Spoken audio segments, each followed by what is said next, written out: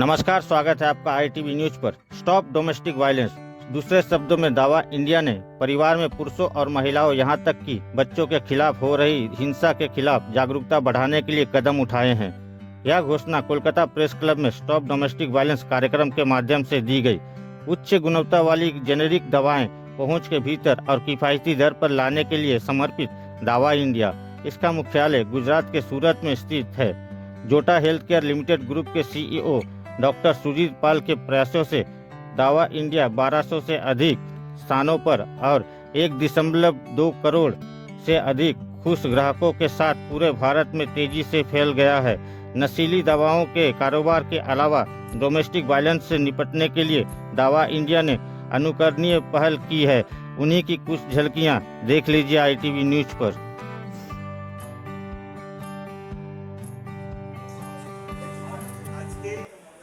ভারত সহ সারা পৃথিবীতে domestic violence is a disease এবং এইটা এমন একটা ডিজিজ যেটা কিন্তু আমরা যদি সকলে মিলে কাজ না করি তাহলে কিন্তু সেটা সারবার নয়। এবং এই ডিজিজটা বাইরে থেকে দেখা যায় না, যে আপনারা ডাক্তারবাবুদের কাছে যাচ্ছেন যে জ্বর হয়েছে তা কিন্তু দেখা যায় না। এই ডিজিজটা কিন্তু ঘরের ভেতরে থাকে। সেই জন্য আমরা ফাইট অ্যাগেনস্ট ফিজিক্যাল অ্যাসল্ট আমরা প্রোগ্রাম করছি, যেখানে আমরা আগেও কাজ আরম্ভ করছি, বহুদিন ধরে কাজ আরম্ভ করেছি, আরও আমরা ইন্টেন্সিটি বাড়াচ্ছি সেই কাজটার উদ্দেশ্য হচ্ছে যে আমরা দেখি যে প্রচুর বাড়িতে স্ত্রীর গায়ে হাত তোলা হয় এবং বিভৎসভাবে তাদেরকে মারা হয়, তাদের চুলের মুঠি ধরে নিয়ে যাওয়া হয়, তাদের টানতে টানতে নিয়ে যাওয়া হয়, বিভিন্ন রকমের ফিজিক্যাল অ্যাসল্ট করা হয়। এবং সেই ফিজিক্যাল অ্যাসল্টের এগেনস্টে আমরা কিন্তু সকলে একসাথে মিলে কাজ করছি। আর একটা বড় প্যারামিটার হচ্ছে যে women need to have financial freedom. যদি বাড়ির স্ত্রীদের ফিনান্সিয়াল ফ্রিডম না থাকে তাহলে কিন্তু সেটা ঠিক না। ফিনান্সিয়াল ফ্রিডমটা যে কোনোভাবে হতে পারে, যদি সেই স্ত্রীকে এনাফ টাকা দেওয়া হয় যে ঠিক আছে তুমি সব কিছু চালাও, তারপরেও তোমার কাছে যে টাকাটা পাচ্ছি সেটা তোমার টাকা, খুব ভালো, আমরা তাদের সাধুবাদ জানাই। কিন্তু আমরা ম্যাক্সিমাম জায়গা থেকে আমাদের কাছে খবর আসে যে তাদেরকে 1 টাকাও দেওয়া হয় না।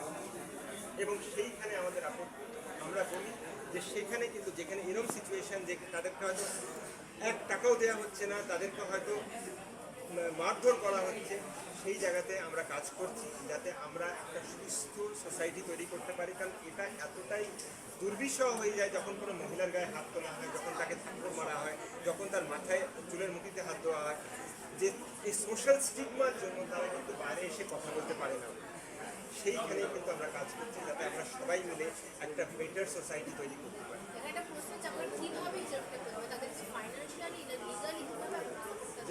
যখন এরকম কোনো সিচুয়েশন হয় সাধারণত তারা বাইরে এসে বলতে পারে না।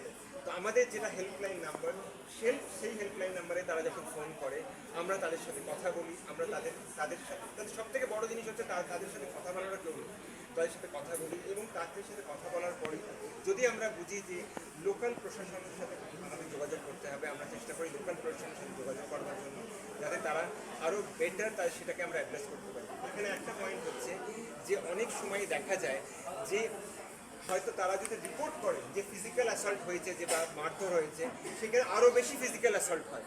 আমরা এটাও দেখেছি।